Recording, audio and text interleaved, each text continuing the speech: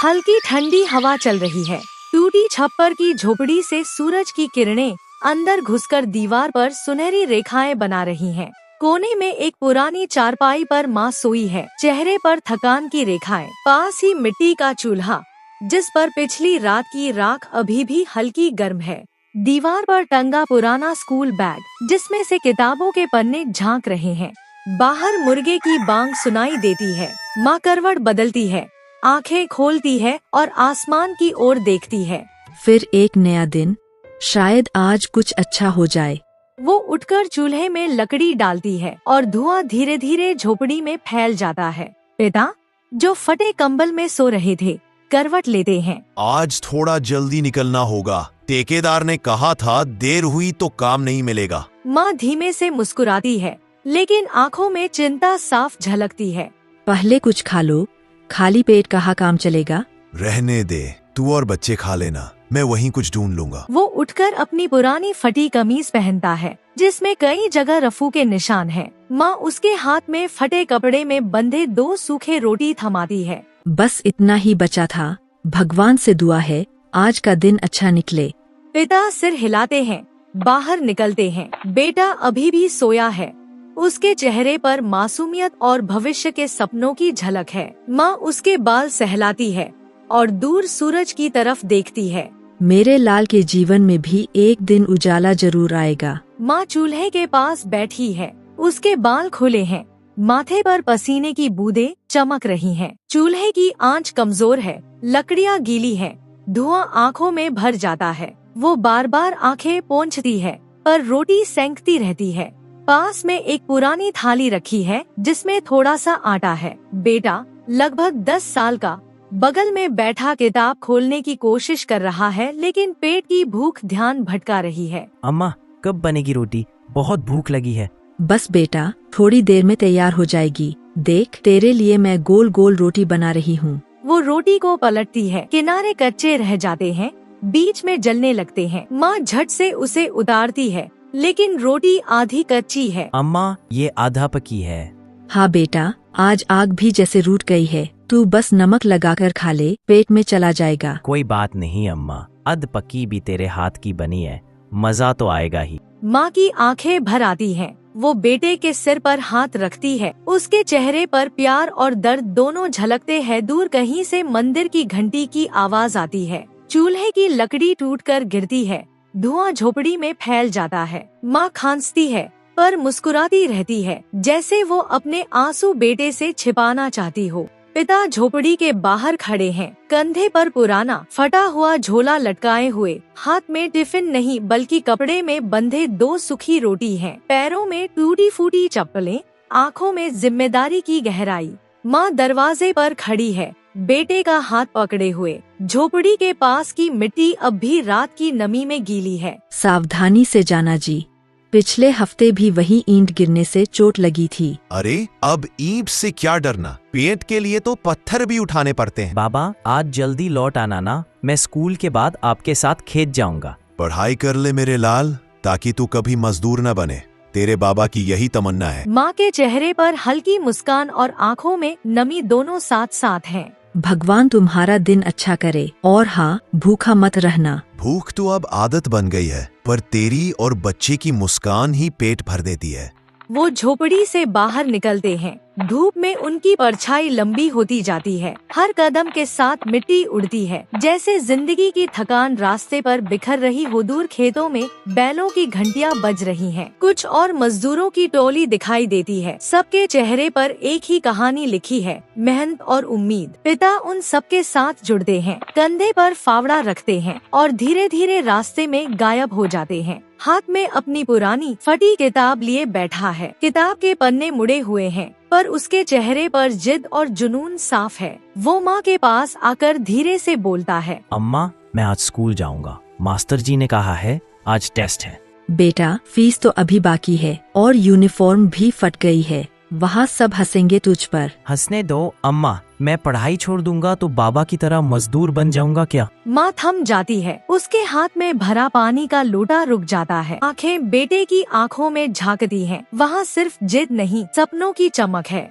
बेटा, पेट की आग बुझानी भी जरूरी है, तेरे बाबा रोज हड्डियाँ तोड़ते हैं ताकि तू पढ़ सके। तो फिर मुझे जाने दो अम्मा, मैं पढ़कर कुछ बन जाऊंगा ताकि बाबा को अब काम पर न जाना पड़े। माँ एक पल को चुप रहती है, धीरे धीरे मुस्कुराती है। वो मुस्कान थकी हुई है पर गर्व से भरी। वो पुराना झोला उठाती है, बेटे की किताबें उसमें रखती है और उसके सिर पर हाथ फेरती है। जा बेटा, भाग जा स्कूल, आज तेरी जिद जीत गई। बेटा मुस्कुराता है और नंगे पांव भागता है कच्चे रास्ते पर। धूल उड़ती है, सूरज की रोशनी उसके चेहरे पर पड़ती है, जैसे उसके सपनों को आशीर्वाद दे रही हो। माँ दरवाजे के पास खड़ी होकर बेटे को दूर तक देखती रहती है। बेटा धीरे धीरे चलता हुआ झोपड़ी की ओर आता है, हाथ में पुराना बैग, पैर धूल से सने हुए, आँखों में आंसू तैर रहे हैं। माँ कपड़े सिल रही है, उसके हाथों में सुई धागा है, पर आंखें बेटे के चेहरे से सवाल पूछ रही हैं। क्या हुआ बेटा, ऐसे मुंह लटकाए क्यों आया? अम्मा, मास्टर जी ने कहा है अगर कल तक फीस नहीं दी तो स्कूल से नाम काट देंगे। फीस कितनी? 50 रुपए। माँ की आंखें झुक जाती हैं। वो अपने पास रखे छोटे डिब्बे को खोलती है, उसमें बस कुछ सिक्के हैं, कुल 12 रुपए। वो धीरे धीरे उन्हें गिनती है, फिर बेटे की ओर देखती है। बस इतना ही है बेटा, तेरे बाबा को मजदूरी की रकम अभी मिली नहीं। तो क्या मैं अब स्कूल नहीं जा पाऊंगा अम्मा? माँ उसकी ओर बढ़ती है, उसके चेहरे को दोनों हाथों से थाम लेती है। नहीं बेटा, तू जाएगा, मैं कुछ न कुछ कर लूंगी, अपने कान की बाली बेच दूंगी तो भी सही। बेटा तुरंत सिर हिलाता है। नहीं अम्मा, मेरे गहने नहीं बेचने, मैं किसी तरह खुद दूंगा फीस। कभी माँ बाप के आंचल को बोझ मत समझना बेटा, तेरा स्कूल जाना ही तो हमारी सबसे बड़ी कमाई है। झोपड़ी के बाहर से हल्की हवा चलती है, टिन की छत खड़कती है, दूर कहीं से ठेले वाले की आवाज आती है, कबाड़ ले लो। माँ की नजर उस पर टिकती है, उसके मन में एक सोच दौड़ती है। माँ चूल्हे के पास बैठी है, लकड़ी डाल रही है, उसके हाथों की नसें उभर आई हैं। थकावट से कांपते हुए भी वो चूल्हे की आंच बनाए रखती है। पसीना और धूल उसके चेहरे पर एक साथ चिपके हुए हैं। बगल में पुराना पीतल का डिब्बा रखा है, जिसमें दिन भर के कुछ सिक्के हैं, वही जो उसने कबाड़ बेचकर जुटाए थे। बेटा बाहर से आता है, स्कूल की कॉपी लेकर। उसके चेहरे पर खुशी है, कल फीस देने जाऊंगा, यही सोचकर। अम्मा, मास्टर जी बोले थे अगर कल तक फीस भर दी तो नान नहीं कटेगा। हाँ बेटा, हो जाएगी तेरी फीस, बस अब खाना खा ले। वो आटा गूंथने लगती है, अचानक उसका हाथ चूल्हे की गर्म दीवार से छू जाता है। वो आ कहकर पीछे हटती है, कलाई से खून की एक पतली धारा निकलती है और उसके साथ उसकी कांच की चूड़ी टूटकर जमीन पर गिर जाती है। चूड़ी के टुकड़े मिट्टी में फैल जाते हैं। माँ एक पल को उन्हें देखती है, जैसे अपने सपनों को बिखरते देख रही हो। वो झट से अपनी साड़ी का कोना फाड़ती है और घाव पर बांध लेती है, मुस्कुराने की कोशिश करती है, लेकिन आंखें नम हैं। अम्मा, ये तुम्हारे कलाई में कितना बड़ा चोट लग गया है। कुछ नहीं बेटा, ये तो बस चूड़ी टूटी है, मुझे कुछ नहीं हुआ। पर अम्मा, ये तेरी पसंदीदा चूड़ी थी ना? चूड़ियाँ तो फिर से आ जाएंगी, तू बस पर ले मेरे लाल, तू ही मेरी असली सजावट है। बेटा उसकी गोद में सिर रख देता है। माँ उसके बाल सहलाती है और टूटी चूड़ी के टुकड़ों पर नजर जाती है, जो चूल्हे की रोशनी में अब भी हल्का सा चमक रहे हैं। पिता ईंटें भो रहे हैं, कंधे पर बोरियां, पैरों में मिट्टी, माथे से पसीना टपकता हुआ। उनके आसपास दर्जनों मजदूर काम में लगे हैं, कोई दीवार बना रहा है, कोई बाल्टी से पानी डाल रहा है, ठेकेदार ऊपर खड़ा चिल्ला रहा है, जल्दी करो, काम खत्म होना चाहिए आज ही। पिता की सांसें तेज हो चुकी हैं, लेकिन वो रुकते नहीं। वो जानते हैं एक दिन की मजदूरी रुकी तो घर में चूल्हा नहीं जलेगा। रामू भाई, थोड़ा आराम कर लो, चेहरा पीला पड़ गया है। आराम तो अमीरों को शोभा देता है रे, हमारे लिए तो काम ही दवा है। वो फिर से ईंटों का गट्ठर उठाता है। रामपुर नाम के एक छोटे से गांव में रजवा नाम का एक गरीब लड़का रहता था। उसके परिवार में उसके साथ उसके बूढ़े माता पिता रहते थे। रजवा का परिवार बहुत ही गरीब था। उनके पास ना तो कोई जमीन थी और ना ही खाने के लिए कोई साधन था। रजवा दिन भर मजदूरी करता और उससे जो कुछ भी कमा पाता उसी से अपने पूरे परिवार का पेट भर लेता। ये देखकर रजवा के माता पिता बहुत दुखी होते और हमेशा बहुत परेशान रहते थे। हमारे पास न अपना घर है और न ही अपनी कोई जमीन, हमारा बेटा दिन भर दूसरों के खेतों में मजदूरी करता है और उसके बदले में उसे बहुत कम पैसे मिलते हैं। हम दोनों अपने बेटे पर बोझ बन रहे हैं। परेशान मत हो कविता, हमारा बेटा बहुत मेहनती है, भगवान सब देख रहा है। रजवा ने कभी किसी के साथ गलत नहीं किया, वह ईमानदारी से मेहनत करता है। उसने बचपन से बहुत परेशानियां देखी हैं, पर उसने कभी हार नहीं मानी। एक दिन हमारा बेटा भी बहुत धन कमाएगा और तब हमारी भी सारी परेशानियां दूर हो जाएंगी। तब हम लोग भी खुशी से रहने लगेंगे। रजवा हमेशा सोचता था कि आज भले ही उसकी किस्मत उसका साथ ना दे रही हो, पर उसे यकीन था कि अगर वह मेहनत करता रहेगा तो एक दिन उसका भाग्य भी बदल जाएगा और उसकी सारी परेशानियां खत्म हो जाएंगी। एक दिन रजवा घनश्याम जमींदार के खेत पर काम कर रहा था। घनश्याम पास के एक पेड़ के नीचे बैठा था। रजवा अपने काम में लगा हुआ था। तभी उसने देखा कि घनश्याम बहुत ही उदास है और गहरी चिंता में डूबा हुआ है। घनश्याम को उदास देख रजवा तुरंत घनश्याम के पास गया और बोला, क्या हुआ मालिक, आप बहुत उदास लग रहे हैं। मुझे ऐसा लग रहा है जैसे आप किसी गहरी चिंता में हैं। कुछ हुआ है? मुझे बताइए, क्या पता मैं आपकी कोई सहायता कर सकूं। रजवा की बात सुनकर घनश्याम को गुस्सा आ गया और वह रजवा से गुस्से में बोला, अरे तू मेरी क्या सहायता करेगा? तू खुद अपनी सहायता कर सकता है क्या? अगर तू किसी की सहायता करने के काबिल होता तो क्या तुझे 2 वक्त के खाने के लिए आज मेरी जमीन पर काम करने की जरूरत पड़ती? चल यहाँ से जा, अपना काम कर और मुझे परेशान मत कर।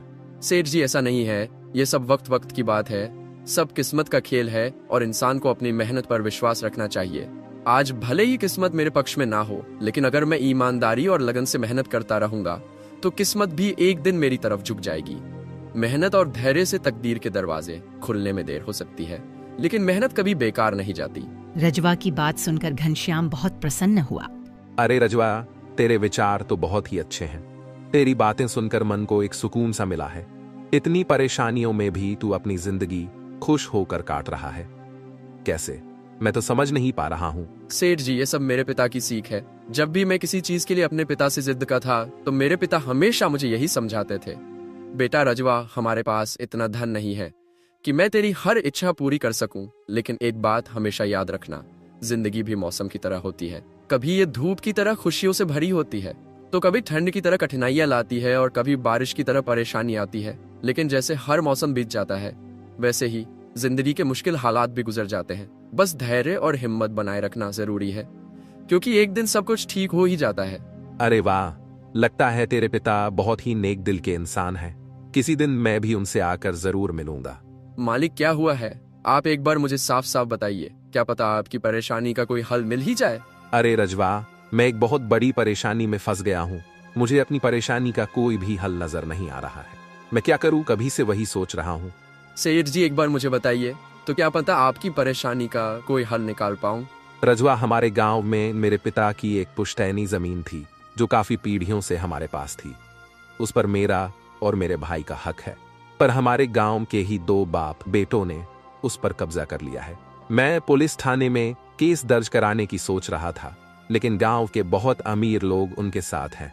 मैं कितनी भी कोशिश कर लूं, लेकिन मैं उन लोगों का कुछ नहीं बिगाड़ पाऊंगा। अब तो उन लोगों ने उस जमीन पर खेती भी शुरू कर दी। मेरे पिता की पुश्तैनी जमीन मेरे हाथों से छीनी जा रही है, इसलिए मैं बहुत परेशान हूँ। मुझे समझ नहीं आ रहा मैं अब क्या करूँ। आप सही कह रहे हैं सेठ जी। अगर आप कानून का भी सहारा लेकर अपनी जमीन को वापस लेने की कोशिश करेंगे तो तभी आप उनका कुछ नहीं कर पाएंगे, क्योंकि वो सब बड़े बड़े लोग हैं। हाँ रजवा, अब तू ही बता मैं अब क्या करूँ। मैं तो सोच सोच कर परेशान हो गया हूँ। मेरी पुश्तैनी जमीन छीनी जा रही है और मैं कुछ भी नहीं कर पा रहा। रजवा ने कुछ देर सोचा और घनश्याम से कहा, मालिक, आप चिंता मत कीजिए, हर परेशानी का कोई ना कोई हल जरूर होता है। अगर आप चाहे तो एक तरीका है जिससे आप अपनी जमीन वापस पा सकते हैं। अगर ऐसा कोई तरीका है तो जल्दी बताओ रजवा, वह क्या तरीका है? रजवा ने घनश्याम को अपनी सारी तरकीब पूरी तरह समझा दी। तरकीब सुनकर घनश्याम रजवा से कहता है, अरे वाह रजवा, तू तो बहुत ही समझदार है। तूने तो बहुत अच्छी तरकीब बताई है। ऐसे तो मेरी जमीन मुझे जरूर मिल जाएगी।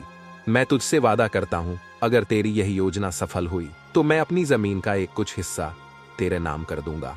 अरे मालिक, आप ऐसा क्यों कह रहे हैं? आप मेरे मालिक हैं। आपकी वजह से मुझे अपने घर के लिए 2 वक्त का खाना मिल जाता है। आपकी मदद करना तो मेरा फर्ज है। मुझे आपकी जमीन नहीं चाहिए। रजवा, तू बहुत ही नेक इंसान है। कल से तू इस काम पर लग जा। रजवा फिर से खेत में अपने काम पर लग जाता है।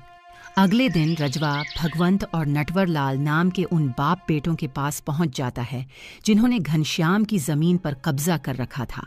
नमस्कार सेठ जी, मैं यहाँ से गुजर रहा था तो पास के लोगों ने बताया कि आपके यहाँ काम के लिए मजदूर की जरूरत है, तो मैं वही सोचा कि शायद क्या पता मुझे भी कोई काम मिल जाए। अरे कौन हो तुम भाई? तुमसे किसने कह दिया कि यहाँ मजदूर की जरूरत है?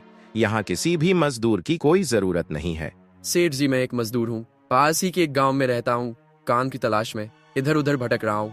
हर दिन कहीं ना कहीं काम मिल जाता है, बस उसी काम को करके अपना पेट पालता हूँ। कभी खेती कर लेता हूँ तो कभी कोई मजदूरी कर लेता हूँ। ये तो ठीक है, पर हमारे यहाँ फिलहाल कोई काम नहीं है जो तुम कर सको। सेठ जी, मैंने तो सुना है कि आप लोग इस गांव के सबसे बड़े जमींदार और अमीर सेठों में से एक है। आपके पास बहुत सारी जमीन है, इसलिए आपके यहाँ हमेशा मजदूरों की जरूरत रहती है। इसलिए मुझे लगा कि यहाँ मुझे कोई ना कोई काम जरूर मिल जाएगा। अरे भाई, मैंने कहा ना, यहाँ किसी भी मजदूर की कोई जरूरत नहीं है। इसका मतलब घनश्याम सेठ आपके बारे में सही कह रहे थे। घनश्याम ने हमारे बारे में क्या कहा, मुझे जल्दी से बताओ।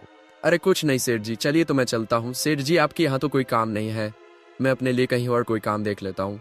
रजवा इतना कहकर वहां से जाने लगता है। तभी भगवंत ने रजवा को रोककर यह पता लगाने के लिए बोलता है कि घनश्याम ने रजवा को हम लोगों के बारे में क्या बताया है।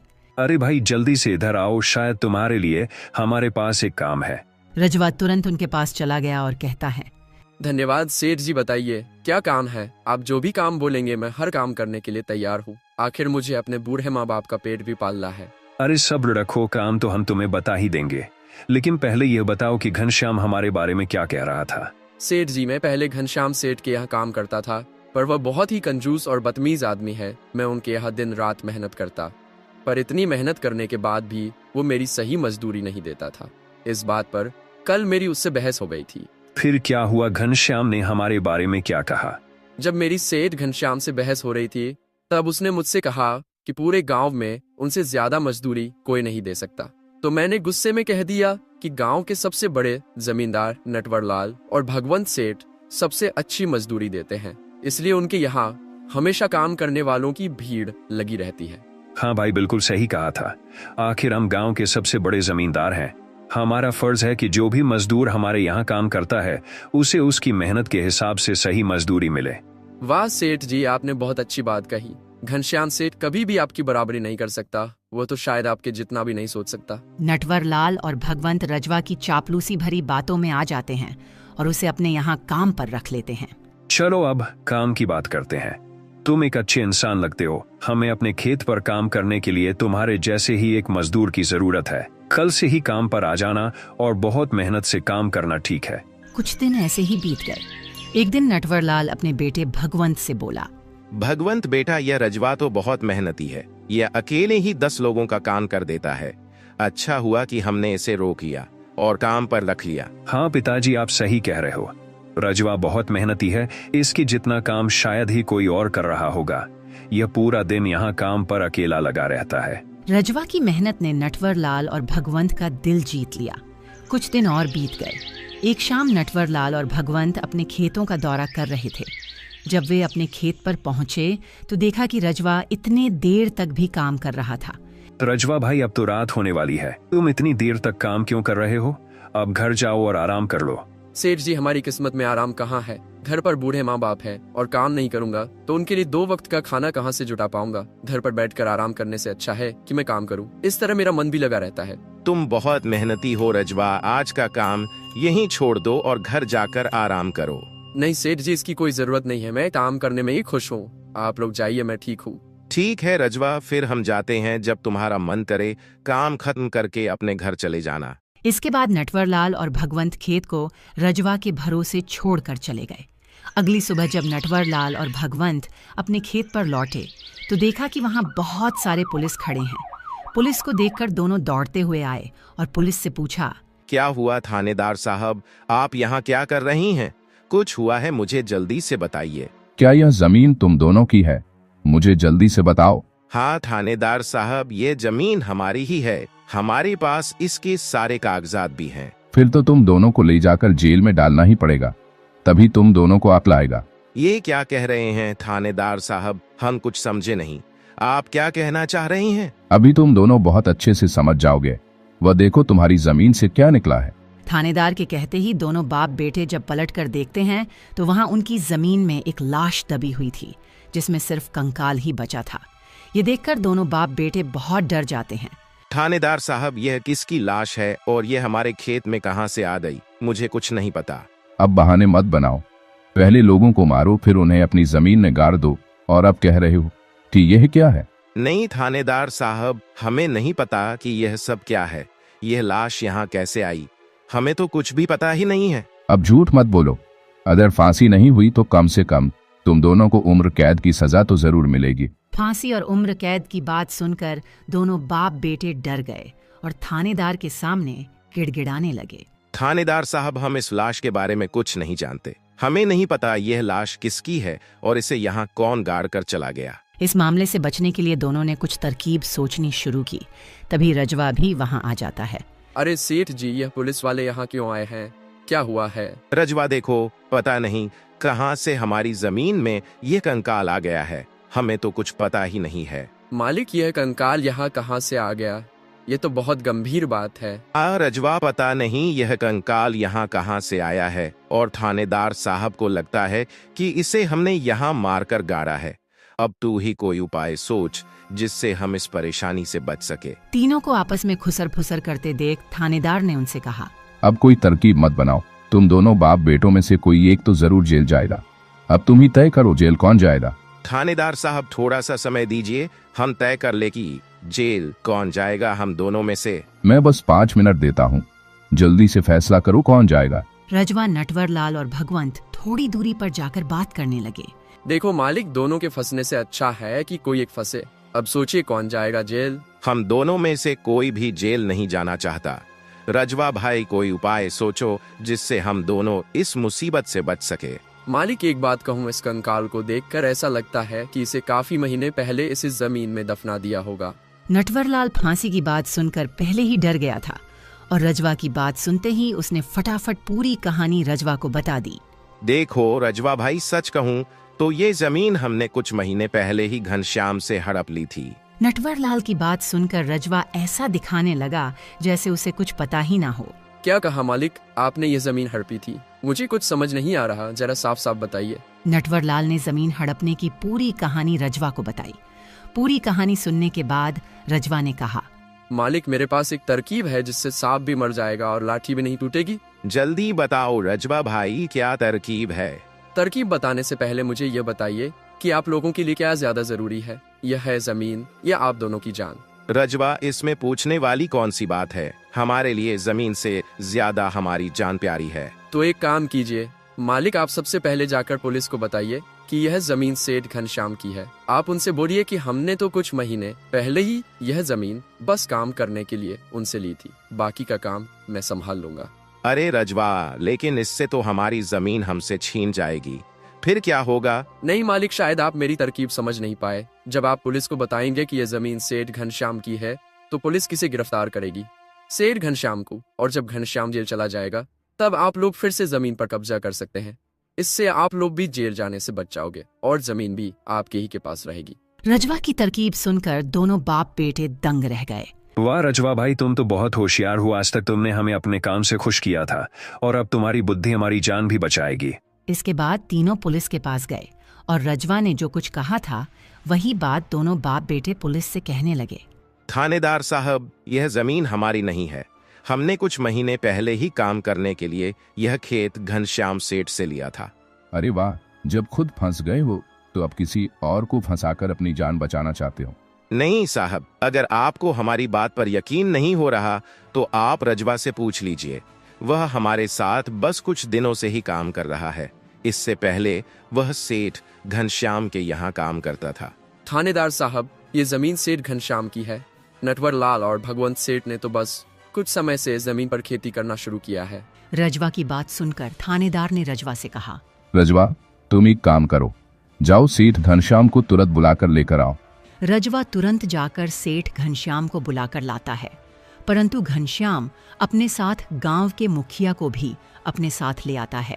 यहाँ क्या हो रहा है? यहाँ इतने लोग क्यों जमा है? मुझे कोई कुछ बताएगा? देखिए मुखिया जी, इन दोनों की जमीन से एक कंकाल निकला है और अब ये लोग कह रहे हैं कि यह जमीन इनकी नहीं है बल्कि सेठ घनश्याम की है। थानेदार ने मुखिया जी को पूरी कहानी सुना दी। अपने आप को फंसा देख नटवरलाल ने मुखिया से कहा, नहीं मुखिया जी, यह जमीन हमारी नहीं है। हम यहाँ बस कुछ समय से काम कर रहे हैं। आप हमारे मजदूर रजवा से पूछ लीजिए। थानेदार साहब और मुखिया जी, यह जमीन सेठ घनश्याम की है। मैं कैसे मान लूं कि यह जमीन घनश्याम की है? हमारे यहाँ का दरोगा तो कह रहा था कि इस जमीन पर कोई केस चल रहा है और इस जमीन पर तुम्हारा कब्जा है, और अब तुम कह रहे हो कि यह जमीन घनश्याम की है। नहीं साहब, हमने घनश्याम के साथ धोखा किया था। हम बस इस जमीन को हड़पना चाह रहे थे, लेकिन अब हमें यह जमीन नहीं चाहिए। अगर आप चाहे तो हम केस भी वापस ले लेंगे। थानेदार साहब, ऐसा कीजिए, आप यहाँ से जाइए, बाकी का काम अब हम संभाल लेंगे। मुखिया के कहने पर थानेदार अपनी गाड़ी में वहाँ से चला जाता है। मुखिया ने घनश्याम से कहा, अब बताओ, यह कंकाल यहाँ कैसे आया? तुमने किसे मारकर यहाँ गाड़ा था? अरे साहब, यह तो नकली कंकाल है। इन दोनों ने मिलकर मेरी जमीन हड़प ली। मैंने और रजवा ने मिलकर यह तरकीब सोची थी ताकि इन दोनों से सच बाहर निकलवा सके। घनश्याम की बात सुनते ही दोनों बाप बेटे के पैरों तले जमीन खिसक गई। यह हम दोनों की साजिश थी, इन लोगों के मुंह से सच निकलवाने के लिए। तभी मैंने इतना सारा नाटक किया था। रजवा को इस योजना में शामिल देखकर दोनों बाप बेटों को समझ आ गया कि यह सब सेठ घनश्याम और मोहन की मिली भगत थी। दोनों बाप बेटों के पास अपनी गलती मानने के सिवा कोई चारा नहीं बचा था। हमें माफ कर दीजिए मुखिया जी, हम लालच में आ गए थे। हम आज के बाद यह गलती कभी नहीं करेंगे और जमीन भी सेठ घनश्याम को वापस दे देंगे और कभी किसी के साथ भी ऐसा नहीं करेंगे। नटवरलाल और भगवंत दोनों मुखिया और सेठ घनश्याम से माफी मांगने लगे। दोनों को इतना गिड़गिड़ाते देख घनश्याम ने उन्हें माफ कर दिया। मुखिया ने भी उन्हें जेल नहीं भेजा और सेठ नटवरलाल ने भी अपना केस वापस ले लिया। नटवरलाल के केस वापस लेने के बाद मुखिया जी भी वहां से चले जाते हैं। धन्यवाद सेठ घनश्याम जी, आपने हमें माफ कर दिया। आज के बाद हम ऐसी गलती कभी नहीं करेंगे। ठीक है नटवरलाल, कोई बात नहीं, मैंने तुम्हें माफ किया। बस याद रखना कि एक जमीन के टुकड़े के लिए तुम अपनों के साथ कभी गलत नहीं करना। बुरे समय में तुम्हारे अपने ही तुम्हारे साथ खड़े होंगे।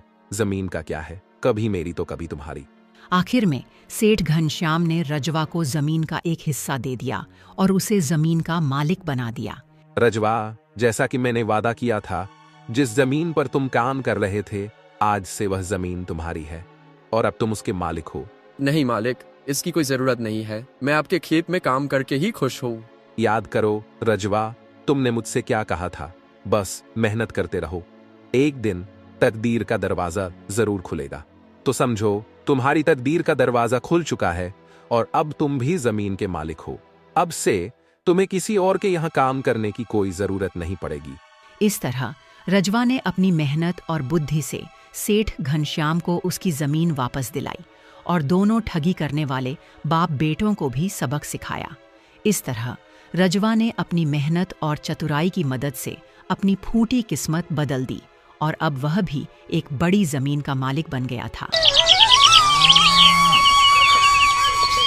काशीपुर नाम का एक छोटा सा राज्य था जिसमें अर्जुन नाम के राजा राज्य कर रहे थे, जो बहुत ही दयालु स्वभाव के थे। अब मेरा उम्र हो गया है, अब मुझे कोई अच्छी सी राजकुमारी को देखकर उससे विवाह कर लेना चाहिए। इसी तरह से समय बीतता गया। एक दिन की बात है जब राजा अर्जुन अपने राज्य के एक गांव का भ्रमण करने के बाद वापस लौट रहे थे, तभी रास्ते में एक जंगल पड़ा। उस जंगल में पड़ोस के राज्य की राजकुमारी लता अपनी कुछ सहेलियों के साथ घूम रही थी। अचानक 3 लुटेरे राजकुमारी लता को अपने साथ ले जाने की कोशिश करने लगे। राजकुमारी की सहेलियों ने जंगल में खूब शोर मचाना शुरू कर दिया। बचाओ बचाओ, हमें कोई तो बचाओ इन लुटेरों से, नहीं तो ये हमारी जान ले लेंगे। मगर वहाँ पर उनकी आवाज सुनने वाला कोई नहीं था। संयोग की बात है कि उसी तरफ से राजा अर्जुन जा रहे थे। जब उन्होंने घने जंगल में कुछ लड़कियों की चीख पुकार सुनी तो उन्हें समझने में देर नहीं लगी कि जरूर किसी लड़की के साथ कुछ गलत हो रहा है। राजा उस समय अकेले थे, फिर भी उन्होंने तीनों लुटेरों को ललकारा और उनके साथ भिड़ गए। तीनों लुटेरे राजा पर हावी हो गए, जिसके कारण राजा बुरी तरह से घायल हो गए। तभी उसी समय राजकुमारी लता जो कि तलवार चलाने में बहुत ही माहिर थी, उसने लुटेरों की गिरी हुई तलवार उठाई और तीनों लुटेरों पर हमला कर दिया और लुटेरों को मार गिराया। राजकुमारी ने जब देखा कि राजा बुरी तरह से घायल हो चुके हैं, तो उसने अपनी सहेलियों को वापस अपने राज्य जाने को कह दिया और अपनी सहेलियों से कहा, मेरे ऊपर कुछ कर्ज चढ़ गया है और उसको वापस किए बिना मैं नहीं जाऊंगी। आप लोग मेरे पिता से जाकर जरूर बता दीजिएगा। तब राजकुमारी लता राजा को घोड़े पर बिठाई और वापस राजा अर्जुन के महल में आ गई। राजा राजकुमारी लता को बचाने में पूरी तरह से घायल हो गए थे, तो महल में पहुंचते ही राजा की वैद्य जी ने इलाज करना शुरू कर दिया। राजकुमारी भी राजा की सेवा में लग गई। ऐसे ही 7 दिनों के अंदर अंदर राजा बिल्कुल ठीक हो जाते हैं। तब राजकुमारी लता राजा अर्जुन से कहती है, महाराज, अब मुझे मेरे राज्य वापस लौटने की आज्ञा दीजिए ताकि मैं अपने महल जा सकूं, क्योंकि यहाँ पर मुझे 7 दिन हो गया है। राजा अर्जुन, जो कि मन ही मन राजकुमारी से प्रेम करने लगे थे, तभी वो कहने लगते हैं, राजकुमारी, अगर आपको यहाँ से लौटना ही था तो आप मेरे साथ यहाँ तक क्यों आई? अगर आप यहाँ से चली जाएंगी तो मुझे अच्छा नहीं लगेगा। महाराज, आपने मेरी जान बचाकर मुझ पर बहुत ही उपकार किया है। आपके जैसा बहादुर राजा को भला मैं घायल अवस्था में छोड़कर कैसे जा सकती थी? राजकुमारी, उस समय तो मैं कम घायल था, इसीलिए मैं ठीक हो गया, लेकिन अब आप मुझे छोड़कर चली जाओगी तो मैं उससे भी ज्यादा घायल हो जाऊंगा। मेरे इन जख्मों का इलाज तो वैद्य जी ने कर दिया, लेकिन जो जख्म आप मुझे देंगी उनका इलाज कौन करेगा? आपके सिवा किसी और के पास नहीं है मेरे जख्मों का इलाज। अब मैं आपसे साफ साफ कह देता हूँ कि आप मुझे छोड़कर कहीं नहीं जाएंगी। मैं तो आपको इस महल की महारानी मान चुका हूँ और अपने पत्नी का दर्जा भी दे दिया हूँ। राजा अर्जुन, ये तो आपका बड़पन है। मैं भी आपके जैसे ही एक बहादुर राजा को अपना पति बनाना चाहती हूँ। मैं भी आपकी पत्नी बनकर रहना चाहती हूँ, लेकिन ये फैसला मैं खुद नहीं कर सकती हूँ। इसके लिए तो आपको मेरे पिताजी से मिलना होगा। उनकी आज्ञा के बिना मैं कुछ नहीं कर सकती हूँ। लेकिन मैं आपको ये वचन देती हूँ कि अगर मेरा शादी होगा तो सिर्फ आपसे ही होगा, वरना मैं जीवन भर ऐसे ही कुमारी रहूंगी। ये बात मैंने इसलिए कही है क्योंकि मुझे मालूम है कि मेरे पिता के संबंध आपके राज्य के साथ बिल्कुल भी सही नहीं है, इसलिए वो नहीं मानेंगे। इसके लिए तो आपको बहुत ही कोशिश करनी पड़ेगी और मैं भी अपनी तरफ से पूरी कोशिश करूंगी। अगर इसके लिए मुझे बदनामी भी झेलनी पड़े तो मैं सहन कर जाऊंगी और आपसे शादी कर लूंगी। राजकुमारी, अगर तुम मुझसे शादी करने को तैयार हो तो फिर इतनी दिक्कतें सहने की आवश्यकता क्यों है? हम दोनों इसी समय शादी कर लेते हैं और शादी करने के बाद ही आपके पिता के पास चलेंगे और उनको सारी बात बता देंगे। नहीं महाराज, नहीं, ऐसा करने से तो स्थिति और भी खराब हो जाएगी। मैं आपको किसी भी मुसीबत में नहीं डालना चाहती हूँ। मैं नहीं चाहती कि मेरी वजह से कोई युद्ध हो। तो ठीक है राजकुमारी लता, मैं आपकी कही बातों के अनुसार ही चलूंगा और आपके पिताजी से बात भी करूंगा। राजा ने बड़े ही भारी मन से और पूरे सम्मान के साथ राजकुमारी लता को उसके राज्य वापस जाने दिया। जब राजकुमारी अपने महल में पहुंची तो उनके पिताजी राजा विक्रम उस पर बहुत ही नाराज हुए और कहने लगे, राजकुमारी लता, तुम्हें मेरे विरोधी राज्य में नहीं जाना चाहिए था, क्योंकि वो सब हमारे दुश्मन हैं। तुम पूरे 7 दिन तक राजा विक्रम के महल में रहकर आई हो। इस तरह से तुमने मेरी इज्जत मिट्टी में मिला दी। पिताजी, मैंने आपकी इज्जत पर कोई भी आंच तक नहीं आने दी। मुझे राजा अर्जुन जी के साथ जाना पड़ा क्योंकि उसने मुझे लुटेरों से बचाया था और मेरी वजह से राजा अर्जुन घायल हो गए थे, तो मुझे उनकी सहायता करनी पड़ी और इस कारण से मुझे 7 दिन तक उनके महल में रहना पड़ा। क्योंकि आप तो जानते हैं कि मैं किसी का एहसान अपने ऊपर नहीं रखती हूँ, उसी वक्त लौटा देती हूँ, तो अब हिसाब बराबर हो गया मेरा। बेटी, मुझे तुम्हारी यही मूर्खता पसंद नहीं आती है। तुम छोटी छोटी बातों पर भावुक हो जाती हो। अरे ये तो हर आदमी का फर्ज है कि वो किसी बूढ़े, स्त्री और जानवर की रक्षा करे, और फिर वो तो राजा है, इसीलिए उसने अपने राज्य की प्रजा और उसके राज्य में आने वाले किसी भी व्यक्ति की रक्षा करनी चाहिए। अगर उसने तुम्हें लुटेरों से बचाया है तो इसमें एहसान की कोई बात नहीं है। अगर कोई और भी राजा होता तो वो भी यही करता। तुम ही मूर्ख हो जो इस बात को एहसान मानकर बैठी हो। दूसरी तरफ राजा अर्जुन एक दिन भी राजकुमारी लता से दूर नहीं रह पा रहे थे। अब मुझे चलकर राजा विक्रम से राजकुमारी लता का हाथ मांगना चाहिए। वह राजकुमारी के राज्य रामपुर में आ गए। जब वो राजा विक्रम के दरबार में पहुंचे और राजा विक्रम से उन्होंने राजकुमारी का हाथ मांगा, तो यह बात सुनकर राजा विक्रम भड़क गए और कहने लगे, राजन, पहले तो तुम मेरी बराबरी के नहीं हो। मैं इतने बड़े साम्राज्य का सम्राट हूँ और कहाँ तुम एक छोटे से राज्य के राजा। और दूसरी बात, हमारे और तुम्हारे राज्य के बीच में मित्रतापूर्ण संबंध भी अच्छे नहीं हैं। और हाँ, तुमने मेरी बेटी के ऊपर एक छोटा सा उपकार किया है, जबकि वो एक उपकार भी नहीं है, वो तो तुम्हारा फर्ज था। और उस छोटे से फर्ज के बदले तुम सीधे राजकुमारी लता का हाथ मांगने के लिए भी आ गए। ये तुमने सोच भी कैसे लिया कि उस एहसान के बदले में मैं अपनी बेटी राजकुमारी लता को तुम्हें दे दूंगा? महाराज, आप मुझे गलत समझ रहे हैं। मैंने किसी उपकार के बदले में राजकुमारी की हाथ नहीं मांगी, बल्कि मुझे तो राजकुमारी से प्यार हो गया है और प्रेम के वश में होकर ही मैं राजकुमारी लता से विवाह करना चाहता हूँ, और तब मैं आपके राज्य के साथ मित्रतापूर्ण संबंध भी रख लूंगा। मुझे तुम्हारे राज्य के साथ किसी भी तरह की मित्रता रखने की कोई भी इच्छा नहीं है।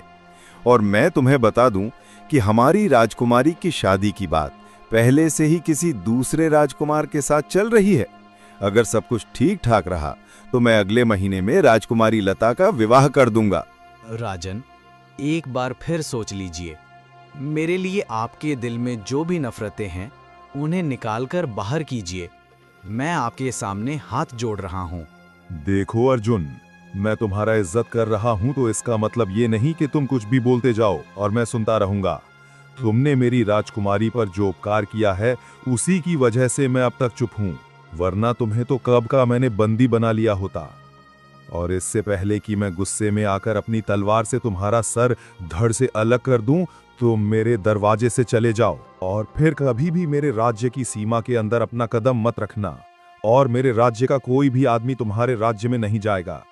ये सुनकर राजा अर्जुन को भी गुस्सा आ गया और वो कहने लगे, महाराज विक्रम, इतना घमंड भी ठीक नहीं है। मैं भी अपने राज्य से आपके राज्य में आने वाले सभी रास्ते और दरवाजे को बंद कर दूंगा, और फिर आप किसी दूसरे राज्य के साथ व्यापार नहीं कर पाएंगे। मैं कल से ही आपके राज्य में आने वाले सभी रास्ते और दरवाजे को बंद करवा दूंगा। इस तरह से राजा अर्जुन गुस्सा होकर अपने राज्य वापस आ गए। उधर राजकुमारी लता ने जब सुना कि राजा अर्जुन और उसके पिता के बीच में बहुत ही ज्यादा बहस हुई है और बात बनने की बजाय बहुत खराब हो गई है, अब विवाह की बात तो दूर, एक दूसरे के राज्य में आना जाना भी बंद हो गया है, तो राजकुमारी बहुत दुखी हो जाती है और अपने आप से ही कहती है, मैंने अपने पिता की खातिर राजा अर्जुन के महल से वापस आकर बहुत बड़ी गलती कर दी। मुझे वहीं रहकर उनसे विवाह कर लेना चाहिए था, लेकिन अब तो विवाह तो बहुत दूर की बात है, कहीं कोई भयंकर लड़ाई ना हो जाए। तभी राजकुमारी ने अपनी सबसे खास सहेली को बुलाती है और उससे इस बात की चर्चा की। उन्होंने आपस में क्या बात की ये किसी को भी नहीं पता चला, लेकिन उस दिन के बाद से राजकुमारी बहुत ही खुश रहने लगी थी। ऐसे ही कुछ दिन बीत जाते हैं। दूसरी तरफ राजा अर्जुन ने क्रोध में आकर राजा विक्रम से जो झगड़ा मोल ले लिया था उसके बारे में सोचने लगे और अपने आप से कहने लगे, अगर मैंने क्रोध में आने की जगह ठंडे दिमाग से काम लिया होता तो शायद विक्रम महाराज से बात बन सकती थी। मुझे राजा विक्रम की कड़वी बातों को सह लेना चाहिए था और कुछ भी जवाब नहीं देना चाहिए था।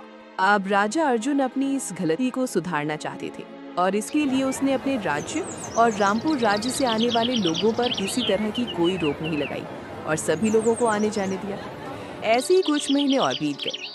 राजा विक्रम अपनी पुत्री लता के विवाह के लिए किसी अच्छे वर की तलाश कर रहे थे कि तभी राजकुमारी ने अपनी माँ से एक बहुत ही गुप्त बात कही, जिसे सुनकर रानी भागते हुए राजा विक्रम के पास गई और उनसे कहने लगी, महाराज, आप किसी अच्छे लड़के की तलाश करना अभी ही बंद कर दीजिए, क्योंकि अब आपको राजकुमारी के विवाह के लिए कहीं जाने की आवश्यकता नहीं है। राजकुमारी लता ने तो सारा खेल ही बिगाड़ कर रख दिया है। वो तो आपकी नाक कटवा चुकी है और हमारी इज्जत को भी मिट्टी में मिला चुकी है। जब राजा विक्रम ने ये बात सुना तो बहुत ही ज्यादा गुस्सा हो गए और महारानी से बोले, रानी तुम साफ साफ कहो कि क्या कहना चाहती हो, मुझे तो कुछ समझ में ही नहीं आ रहा है। सच्चाई सुनकर आप बिल्कुल हिल जाएंगे, आपका महल भी हिल जाएगा, क्योंकि राजकुमारी ने जो काम किया है मुझे बताने में भी बहुत शर्म आ रही है। जल्दी बताओ महारानी, बात क्या है? अगर हमारी राजकुमारी ने कुछ ऐसा काम किया है तो हम उसे बहुत बड़ी सजा देंगे। हमारी बेटी राजकुमारी लता माँ बनने वाली है और वो भी एक कुंवारी माँ। अगर हमारी राजकुमारी ने महल की मर्यादा तोड़ी है तो उसे हम जीने नहीं देंगे। मैं इसी समय उसे फांसी पर लटकवा दूंगा। आप तो क्रोध में आकर कुछ भी बोले जा रहे हैं। आखिर आप किस अपराध में राजकुमारी को फांसी पर चढ़ाएंगे? अगर प्रजा को पता चल गया कि हमारी राजकुमारी माँ बनने वाली थी और इसके लिए उसे फांसी पर चढ़ा दिया गया तो हम कहीं पर भी मुंह दिखाने के लायक नहीं रहेंगे। अब तो आप अपनी इज्जत बचाने के बारे में सोचिए महाराज। मेरे विचार में राजा अर्जुन एक अच्छा राजा है, वो भी आप ही की तरह राजपाट चलाता है। आपको इस सच्चाई को स्वीकार करना चाहिए। राजकुमारी लता का विवाह अर्जुन से ही कर दीजिए। वो तो खुद ही राजकुमारी को अपनी रानी बनाना चाहता है। अगर आप थोड़ा ठंडे दिमाग से सोचेंगे तो इससे हमारी इज्जत बनी रहेगी। वैसे भी अब आप और मैं राजकुमारी को इस महल में देखना भी नहीं चाहते, तो फिर एक बार राजकुमारी को इस महल से विदा करने के बाद हम उसे हमेशा के लिए भूल जाएंगे कि हमारी भी कोई बेटी थी। शादी हो जाने के बाद हमारा उससे कोई वास्ता नहीं रहेगा और फिर उसे हम यहाँ पर आने भी नहीं देंगे। रानी, तुम्हारा विचार तो बिल्कुल अच्छा है। मैं अब ऐसा ही करूंगा। ऐसी कुलक्षणी राजकुमारी को तो इसी तरह से हम लोग त्याग देंगे। मैं अभी पत्र भेजकर राजा अर्जुन को यहाँ पर बुला लेता हूँ। उसी समय राजा विक्रम ने राजा अर्जुन के लिए एक पत्र भेज दिया और उसमें ये लिखा, राजा अर्जुन, मैं अपनी राजकुमारी लता का विवाह आपसे करना चाहता हूँ। मैं अपनी पुरानी सारी गलतियों के लिए आपसे माफी चाहता हूँ। आप ये संदेश पाते ही जल्द से जल्द मेरे राज्य में आने की कृपा कीजिए। राजा अर्जुन ने जब ये संदेश पढ़ा, उन्हें समझ में नहीं आ रहा था कि इस तरह से आखिर राजा विक्रम का हृदय परिवर्तन कैसे हो गया। कहीं इसमें उनकी कोई चाल तो नहीं। राजा के मन में कई तरह के विचार आ रहे थे। इस तरह से राजा अर्जुन राजा विक्रम के दरबार में पहुंच गए। वहां पर राजा अर्जुन का स्वागत अच्छे से हुआ और फिर अगले ही दिन राजकुमारी और राजा अर्जुन का विवाह करवा दिया गया। राजकुमारी लता ये सारी बातें समझ रही थी। वो तो अपनी सहेली के कहे अनुसार ही चल रही थी। तभी उसने अपनी माँ से कहा, माँ, तुम मुझसे अपना मुंह क्यों फेर रही हो? तुम जो बात समझकर मुझसे मुंह फेर रही हो, जो कुछ भी मैंने तुमसे कहा था वो सब कुछ झूठ है। मैं कोई माँ नहीं बनने वाली हूँ। मैंने किसी तरह की कोई मर्यादा का उल्लंघन नहीं किया है। मुझे तो अपने पति पर गर्व है। जब मैंने सुना कि मेरे पिताजी मेरा शादी कहीं और कराना चाहते हैं तो मैं घबरा गई थी और झूठ बोलने के सिवा मेरे पास कोई और चारा नहीं था। झूठ बोलकर और खुद को बदनाम करके मैंने अपने पति अर्जुन को पा लिया। आप दोनों को तो मेरे इस फैसले से खुश होना चाहिए और मुझे खुशी खुशी विदा करना चाहिए। राजकुमारी लता की सहेली भी उस समय वहीं पर खड़ी थी। तभी वो महारानी से कहने लगती है, रानी माँ, मुझे माफ कर दीजिएगा। दरअसल ये उपाय मेरा ही था। मैंने ही राजकुमारी को ये सुझाव दिया था कि तुम जब ऐसे झूठ बोलोगी तो राजा तुम्हारा विवाह कहीं और नहीं कर पाएंगे, और ऐसा ही हुआ। अब राजा और रानी को भी अपनी गलती का एहसास होने लगा था कि उनकी गलती के कारण ही राजकुमारी ने ये बदनामी का नाटक किया था। उन्हें पहले ही राजकुमारी का विवाह राजा अर्जुन के साथ कर देना चाहिए था, तो ऐसी नौबत कभी आती ही नहीं। इस तरह से राजकुमारी लता रानी बनकर काशीपुर नगर चली गई। फिर कुछ महीने बाद रानी लता ने एक बड़े ही सुंदर बेटे को जन्म दिया। राजा और रानी ने बड़े प्यार से अपने बेटे को पाला और उसका नाम करुण रखा। समय के साथ साथ करुण जब बड़ा हुआ तो उसे भी अपने पिता की तरह शिकार करने का शौक था। वो हमेशा जंगल में शिकार करने के लिए जाया करता था। दूसरी तरफ इस नगर के पास में ही रमेश नाम का एक दरिद्र ब्राह्मण रहता था। वो अपनी अकेली बेटी और अपनी पत्नी के साथ रह रहा था। ब्राह्मण की बेटी कभी कभी अकेली ही जंगल में जाया करती थी और कभी जंगल के दूसरे हिस्से पर नहीं गई थी, तो वही हमेशा सोचती रहती थी और अपने आप से ही कहती थी, मुझे आज जंगल के दूसरे हिस्से पर जाकर देखना चाहिए कि जंगल का दूसरा हिस्सा कैसा है। और फिर वो अपना मन बना लेती है और जंगल के दूसरे हिस्से पर जाने लगती है। दूसरी तरफ राजकुमार करुण जंगल में शिकार करने के लिए आया हुआ था। वो एक हिरन का शिकार करना चाहता था, जबकि उस हिरन पर एक शेर भी पहले से ही घात लगाकर बैठा था। तो अचानक हिरन और शेर के बीच में राजकुमार करुण आ गया। शेर ने राजकुमार पर हमला कर दिया कि तभी ब्राह्मण की बेटी ममता की नजर उस शेर पर चली गई। ममता ने अपनी हथियार फेंकी और शेर को जाकर लगा। शेर अचानक इस हमले से घबरा गया और राजकुमार को छोड़कर जंगल में भाग गया। इस तरह से ममता ने राजकुमार की जान बचा ली। और जब राजकुमार ने देखा कि एक लड़की ने मेरी जान बचाई है, तो वो सोचने लगा, ये लड़की कोई साधारण लड़की नहीं है, ये बहुत बहादुर और निडर लड़की है।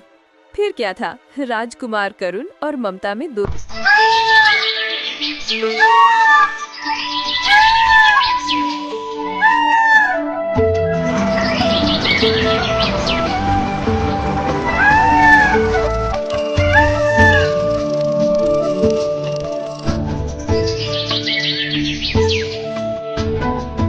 बहुत समय पहले की बात है।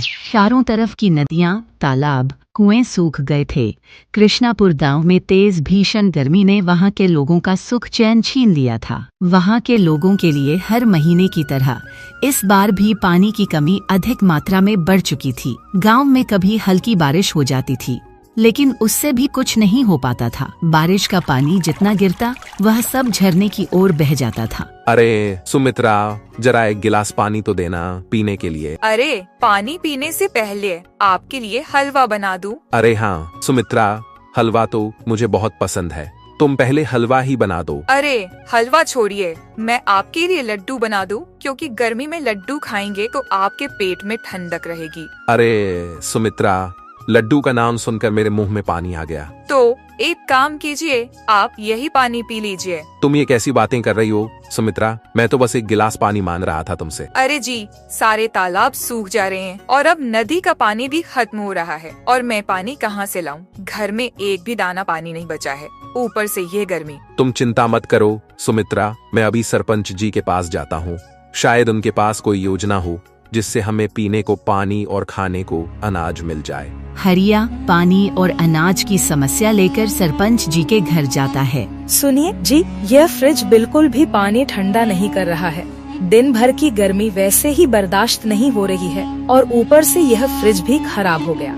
इसे आप किसी आदमी को बुलाकर ठीक क्यों नहीं करवा देते? हाँ कमला, अब यही काम रह गया है। अभी किसी आदमी को बुलाकर ये फ्रिज भी ठीक करवा दूंगा। तुम तो मौका ढूंढती रहती हो मुझे बातें सुनाने के लिए। बातें तो मैं तब सुनाती आपको जब कोई काम की उम्मीद होती। आपसे आप तो केवल नाम के सरपंच है, काम तो कोई होता नहीं। गांव भर की परेशानी दूर करने में लगे रहते हैं, मगर आप अपने घर का कोई काम नहीं करते हैं। अरे कमला, ऐसा क्यों बोल रही हो? मैं तो हर तरह से कोशिश करता हूँ कि इस घर में किसी भी चीज की कोई कमी ना हो। एक फ्रिज तो ठीक नहीं करवा सके, एक हफ्ता हो गया बोलते बोलते कि करवा दूंगा, और आज तक नहीं करवाए। आज भी वही हाल है। अब तो यह पुराने मटकी का पानी ही पीना पड़ेगा मुझे। चलो ठीक है, अभी फ्रिज ठीक करवा दे रहा हूँ। अब ज्यादा मत बोलो, मैं अभी किसी आदमी को बुलवाता हूँ और फ्रिज अच्छी तरह से ठीक करवा दे रहा हूँ। तभी हरिया सरपंच जी के घर आता है। सरपंच जी, आपको तो पता है ना कि इस बार कितनी भारी गर्मी हो रही है। सूरज की किरणें धरती को तपाए जा रही हैं,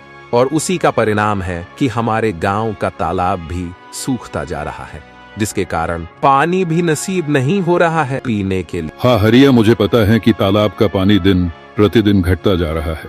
जहाँ सभी गांव वाले मछलियाँ मारा करते थे, वहाँ अब गांव के लोग गाय भैंस चराने ले जाते हैं। वहाँ पर पानी का नामो निशान तक नहीं है, पर अभी कुछ अनाज तो बचा है ना खाने के लिए। सरपंच जी, अनाज से थोड़ा बहुत पेट भरता है, और पानी के बिना खाना मानो हजम ही नहीं होता है। खेत सूख रहे हैं, और इतना भरी गर्मी में पानी पिए बगैर कोई काम भी नहीं किया जा रहा है, जिससे पैसा भी नहीं मिल पा रहा है, जिसके कारण घर के लिए राशन भी नहीं खरीद पा रहा हूँ। अरे हरिया, मैं सब समझ रहा हूँ, तू एक मेहनती किसान है। तू कभी भी किसी के साथ कुछ बुरा नहीं करता है। इस गांव में कोई आदमी मदद के लायक है तो वह तू है। ये ले पैसे, ये 500 रुपए हैं माना राशन खरीदने के लिए। ये पैसे कम पड़ सकते, फिलहाल मेरे पास अभी इतने ही पैसे हैं। और वैसे भी तेरे जैसे मेहनती आदमी को मना करना मेरे बस की बात नहीं। सरपंच जी, आपका यह उपकार मैं जिंदगी भर नहीं भूलूंगा। आपने यह पैसे देकर मेरी बहुत बड़ी मदद कर दी। आप ना होते तो जाने क्या होता मेरा और मेरे पूरे परिवार का। आपका बहुत बहुत धन्यवाद सरपंच जी। अरे हरिया, उपकार की बात छोड़। देख हरिया, पूरे गांव वालों का काम है एक दूसरे की मदद करना और आपस में मिलजुल कर रहना। एक बात हमेशा याद रखना हरिया, जब तू देने लायक हो जाए तो किसी भी इंसान की सहायता करने से पीछे नहीं हटना। असली इंसानियत की यही पहचान होती है। इसी गांव में घनश्याम नाम का एक धनी आदमी रहता था और उसकी पत्नी का नाम सविता था। अरे सुनिए जी, इस बार इतनी भारी गर्मी पड़ रही है, हाथ से कपड़ा धोना नहीं बन रहा। अब तो मुझे आपकी कोई बात नहीं सुनना है, इसलिए आप मेरे लिए वॉशिंग मशीन ला दीजिए। अरे सविता, तुम्हें पता है ना, अब हमारा कोई व्यापार भी नहीं चल रहा है। अब पहले की तरह धनी भी नहीं रह गए हैं और पहले तो गांव वाले मेरे पास कुछ सामान गिरवी रखने आते थे। अब तो मैं ही सोच रहा हूँ कि कोई सामान गिरवी रख दूं जिससे कुछ पैसे मिल जाए। काम करने की योजना मैं आपको बताती हूँ, आप केवल मेरी बात ध्यान से सुनिए। हाँ सविता, अब तुम ही कोई रास्ता बताओ, मुझे क्या करना है क्या नहीं। देखिए जी, गाँव के बीचों बीच में जो तालाब है ना, उसमें अब कुछ मात्रा में ही पानी बचा है। इतनी भारी गर्मी होने के कारण पूरे गांव वालों का ध्यान वहीं पर है, मगर अब वो पानी पहले की तरह शुद्ध नहीं रह गया है। अब वो पानी पीने लायक भी नहीं है। तो फिर क्या करूं मैं सविता? उस तालाब को ऐसे ही नहीं सूखने दे सकता हूँ ना। अरे जी, उस तालाब को नुकसान नहीं पहुंचाना है हमें, मगर पूरे गांव में एक अफवाह फैला सकते हैं। तालाब का पानी पीने से तबीयत खराब हो रहा है, जिससे थोड़ा सा डर लोगों में बैठ जाए और तब सभी गाँव वाले अपने लिए कोई उपाय जरूर ढूंढेंगे। फिर हम लोग उनसे बोलेंगे कि हमारे नदी में अभी भी साफ पानी है, हम लोग पैसे के बदले गांव वालों को थोड़ा पानी देंगे। फिर सभी लोग अपनी प्यास बुझाने के लिए हमसे पानी खरीदेंगे। अरे वाह सविता, तुम तो अपने भविष्य के बारे में सोचती हो, बिना किसी इंसान को हानि पहुंचाए। अपने बारे में भी सोचती हो और दूसरों की मदद करने के बारे में भी सोचती हो। यही तो होती है अमीरों वाली बात। जैसे ही अंधेरी रात होती है और पूरा गांव वाले सो जाते हैं, घनश्याम अपने घर से बाहर निकलता और तालाब की ओर चल देता है। तालाब के पानी में केमिकल मिला देता है। अब तालाब के पानी में केमिकल मिल चुका था, जिससे पानी अशुद्ध हो गया था। सुबह जब सभी गांव वाले तालाब में पानी भरने जाते हैं, उस तालाब के पानी में केमिकल मिला देखकर सभी लोग निराश हो जाते हैं। अरे हरिया, ये तो बहुत बड़ी विपत्ति आ पड़ी। अब तो पानी में केमिकल मिल चुका है। जरा सोचो, हम सभी गांव वाले पीते तो सभी गांव वालों का तबीयत खराब हो जाती। यही तो मंगरू भैया, मैं भी यही कब से सोच रहा हूँ। अब तो हम लोग ये पानी नहीं पी सकते हैं। न जाने किसने हमारे पानी में केमिकल मिला दिया है, मुझे कुछ भी नहीं सूझ रहा है। एक काम करते हैं हरिया, चलो हम लोग सरपंच जी के घर चलते हैं और उनसे इस बारे में बात करते हैं।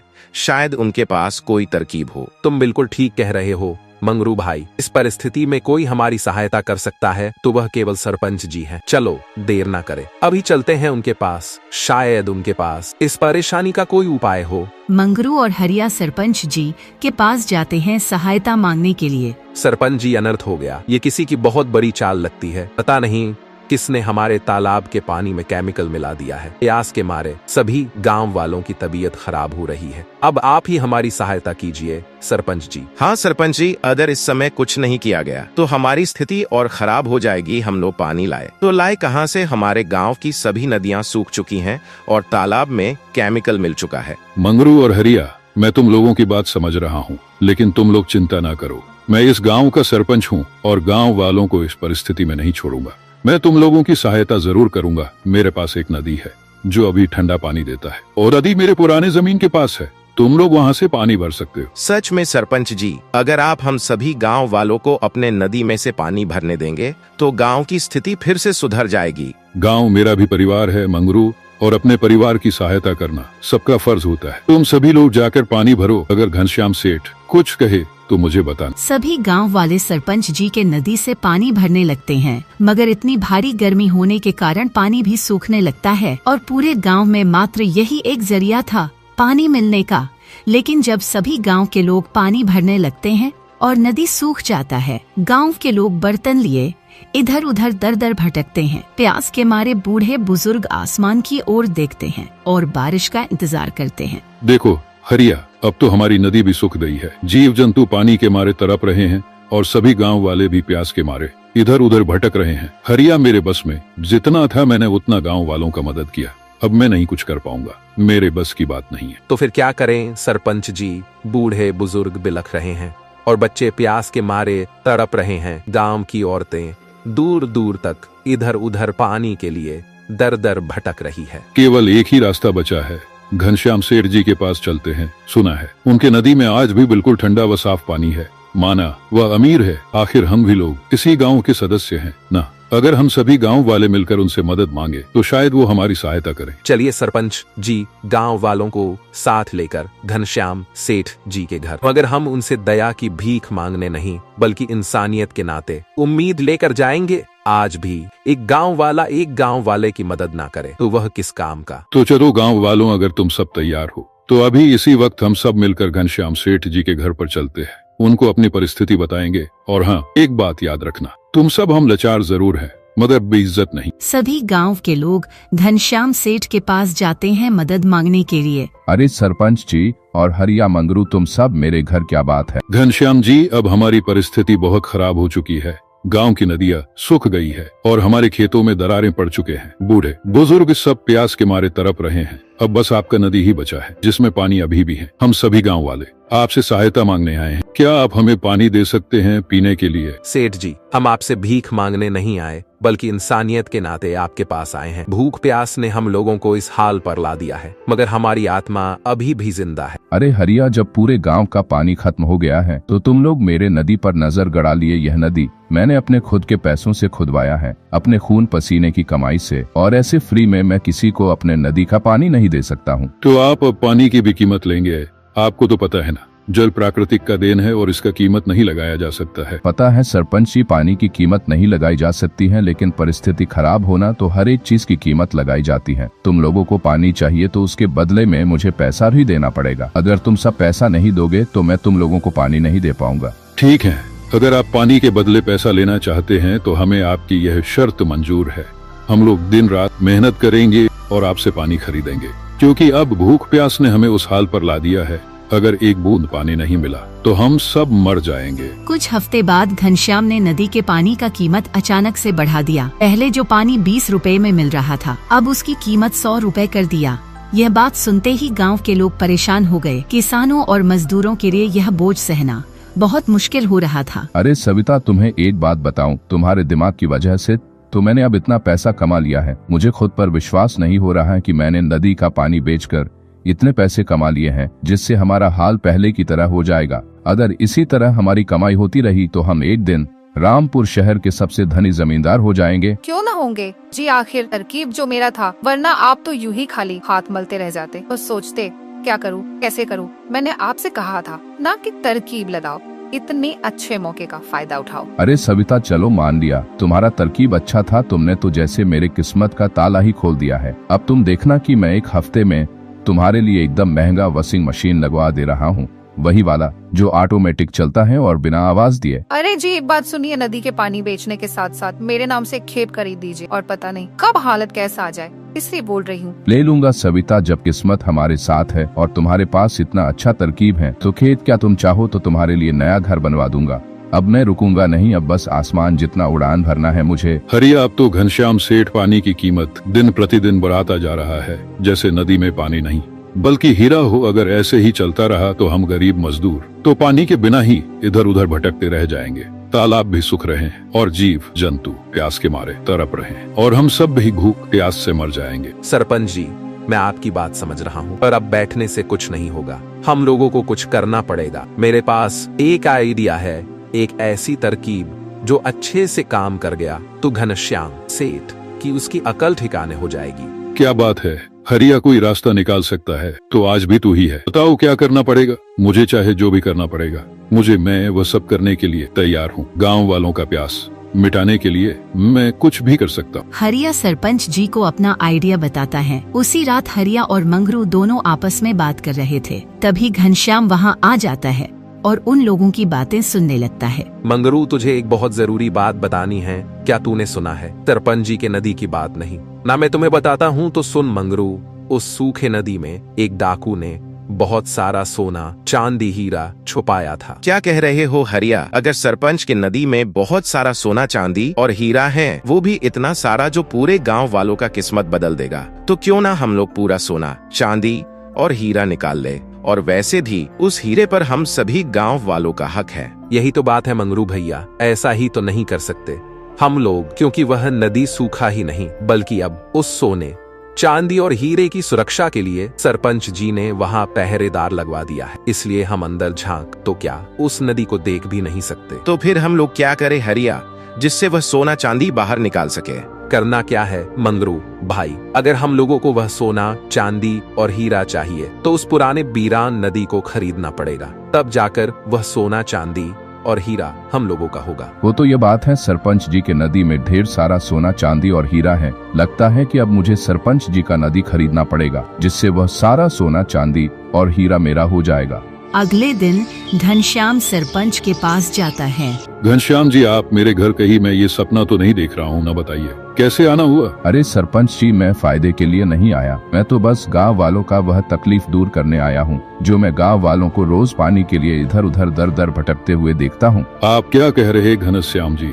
मैं कुछ समझा नहीं। मैं सोच रहा था कि मैं आपका वह सूखा नदी जिसमें दरार पड़ चुकी है, मैं वह नदी आपसे खरीद लूं और मैं बदले में अपना पानी वाला नदी को गांव वालों को दे दूं, जिससे उन लोगों की प्यास मिट सके, क्योंकि मैं उन लोगों का तकलीफ और नहीं देख पाऊंगा। ये तो बहुत अच्छी बात है कि आप गांव वालों को अपना पानी वाला नदी देंगे, मगर आपको मेरा सूखा नदी लेकर क्या मिलेगा? बात नुकसान और फायदे की नहीं है सरपंच जी, बात इन गांव वालों की है जो मैं इन लोगों को पानी के लिए इधर उधर भटकता हुआ देखता हूँ। अरे आप पागल हो गए हैं क्या? आपने वह नदी उन गांव वालों को क्यों दे दिया और उसके बदले सरपंच जी से वह नदी क्यों खरीद लिया? वह नदी तो पूरी तरह से सूख चुका है और उसमें तो दरारें भी पड़ चुकी है, और उस सूखे नदी से आपको क्या मिलेगा? अरे सविता, तुम जैसा सोच रही हो वैसा कुछ नहीं है। वह सूखा नदी मैंने सरपंच जी से इसलिए खरीद ली क्योंकि उस नदी में ऐसा चीज है जो हमारा भाग्य बदल देगा। भाग्य बदल देगा? वो बेजान नदी हमारा भाग्य कैसे बदल सकता है? अरे सविता, तुम मेरी बात सुनो, ये सब मैं ऐसे ही नहीं कर रहा हूँ, क्योंकि मैंने हरिया और मंगरू को बात करते सुना था कि सरपंच जी के नदी में एक डाकू ने बरसों पहले ढेर सारा सोना, चांदी छुपाया था। घनश्याम अंधेरी रात को घर से बाहर निकलता है और सरपंच के नदी के तरफ चल देता है और वह उस नदी के अंदर जाता है, पर उसे वहाँ कोई सोना, चांदी नहीं मिलता है। उसी वक्त वहाँ हरिया, मंगरू और सरपंच आ जाते हैं। हरिया, तू तो कह रहा था कि इस नदी में हीरा और सोना, चांदी है, और मैंने तो पूरा नदी छान मारा, लेकिन मुझे कुछ नहीं मिला, ना ही 1 रुपया और ना ही किसी डाकू का हीरा। तुमने झूठ बोला ना हरिया, और मैंने फ्री में अपना पानी से भरा नदी उन गांव वालों को दे दिया। घनश्याम सेठ जी, आप मेरी पहले एक बात सुन लीजिए। जो इंसान इतनी जल्दी अपना पानी से भरा नदी यूं ही किसी को दे दे तो वह बहुत बड़ा मूर्ख होता है, या तो बहुत बड़ा चतुर होता है। नदी के वजह से आप पैसे कमाते थे, लेकिन आपके बढ़ते कीमत के कारण बूढ़े बुजुर्ग पानी के बिना तड़प रहे थे और बच्चे अपना दम तोड़ रहे थे। तो हरिया, तुमने मुझे मूर्ख बनाया और मेरा मजाक उड़ाया। नहीं घनश्याम सेठ जी, हरिया ने आपका मजाक नहीं उड़ाया, न ही आपको मूर्ख बनाया, क्योंकि जिसको पैसे की लालच हो उसे क्या मूर्ख बनाना, और आप अपने पैसों की लालच में खुद ही फंस गए सेठ जी। तो क्या अब मेरा कुछ नहीं है सरपंच जी? हाँ घनश्याम सेठ जी, अनाज पानी भगवान ने हम सभी इंसानों को बराबर हिस्सों में दिया है। उस पानी का आप पैसों से कीमत लगा रहे थे और आपने उसी पानी को अपना धंधा बना लिया था। घनश्याम नीचे जमीन की ओर देखता है, फिर अपना सिर उठाकर पछताते हुए सरपंच से बोलता है, सरपंच जी, मुझे क्षमा कर दीजिए। आज मुझे ज्ञात हुआ है कि मैंने कितना बड़ा कदम उठाया था, और पानी की कीमत लगाकर मैंने गरीब लाचार गाँव वालों पर जो अत्याचार किया है, उसके बाद मैं माफी के लायक नहीं हूँ। भी मुझे माफ कर दीजिए। सरपंच जी, आप आज्ञा दे तो मैं पानी से भरा नदी लेना चाहता हूँ, और इस बार मैं पूरे गांव वालों को फ्री में पानी दूंगा। घनश्याम सेठ जी, आपका चरित्र अब साफ है, तो मैं वो पानी से भरा नदी आपको ही दूंगा। पर याद रहे घनश्याम सेठ जी, वह नदी केवल आपका नहीं बल्कि गांव मोहल्ले के लोगों का भी है, और आप उस नदी के बस रखवाले होंगे। घनश्याम सेठ जी को जब पानी से भरा नदी मिल जाता है तो सभी गांव वाले बिना पैसे के ही पानी ले जाते हैं और सभी लोग हंसी खुशी रहने लगते हैं। तो यह कहानी से हमें यह सीख मिलता है कि पानी जीवन का एक ऐसा महत्वपूर्ण साधन है जिसके बिना जिंदगी जीना आसान नहीं होती। इसलिए कहा गया है कि जल ही जीवन है। बहुत पुराने जमाने की बात है। एक गांव में एक रोहन नाम का लड़का रहता था। उसके 5 मित्र थे। रवि, शशि, कमल, सूरज और भगवंत। वैसे तो वो पांचों ही उसके बहुत अच्छे मित्र थे, लेकिन पिछले कुछ समय से उसके मन में एक शंका चल रही थी, जिसके हल के लिए वो एक संत के पास पहुंचा। आपके चरणों में मेरा कोटि कोटि प्रणाम गुरुदेव। खुश रहो बालक, बताओ कैसे आना हुआ। मैं जानता हूँ यह अजीब बात है, पर मेरे 5 मित्र हैं। उन 5 में मेरा सच्चा मित्र कौन है, यह मुझे जानना है। नहीं, ये बिल्कुल अजीब नहीं है। इस उम्र में यह विचार आना बिल्कुल स्वाभाविक है। चलो मैं तुम्हें कुछ बिंदु बताता हूँ, जिससे तुम पता लगा सकते हो कि तुम्हारा सच्चा मित्र कौन है। वह संत मोहन को 5 बिंदु बताते हैं, जिससे वह अपने सच्चे मित्र का पता लगा सकता है। मोहन वापस आ जाता है और अपना काम शुरू करता है। उसने एक लड़के को बुलाया और उससे कहा कि वो उसके दोस्तों के बीच एक झूठ फैलाए। लड़के ने जाकर उन सबसे कहा कि रोहन अपने पिता के पैसे चुराता है। रवि के सिवा सभी मित्र शशि, कमल, सूरज और भगवंत मोहन के पास आ गए और उससे पूछने लगे, रोहन, क्या यह सच है कि तुम अपने पापा के पैसे चुराते हो? बुरा मत मानना, लेकिन एक लड़के ने हम सबसे ऐसा कहा है। हम तुम्हारे बारे में गलत नहीं सोचना चाहते, इसलिए सीधे तुमसे पूछने चले आए। हाँ रोहन, बताओ, ये झूठ है ना? हाँ, ऐसा कुछ नहीं है। ये जिसने भी कहा है सरासर झूठ है। रोहन ने देखा कि रवि नहीं आया है।